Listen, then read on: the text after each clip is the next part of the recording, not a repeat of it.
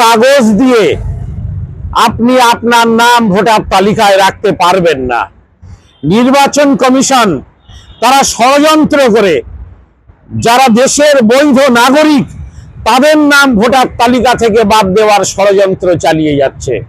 সেই জন্যে logical discrepancy নামে তারা একটা নতুন পায়তারা শুরু করেছে।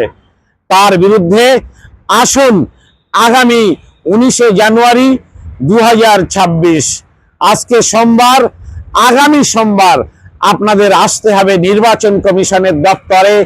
আমরা বিক্ষোভ দেখাবো, নির্বাচন কমিশনের কাছে কৈফিয়ত চাইব। নিজেদের ব্যর্থতা ঢাকার জন্য আপনারা আজকের সাধারণ মানুষের নাগরিকত্ব কেড়ে নেওয়ার চেষ্টা করছেন, সাধারণ মানুষের ভোটাধিকার কেড়ে নেওয়ার চেষ্টা করছেন। জবাব কিন্তু বাংলার মানুষ দেবে। আপনারা দেখবেন আগামী 19 জানুয়ারি সোমবার কলকাতার নির্বাচন কমিশনের দপ্তরে হাজার হাজার মানুষ যাবে, জবাব আপনাদেরকে দিতে হবে।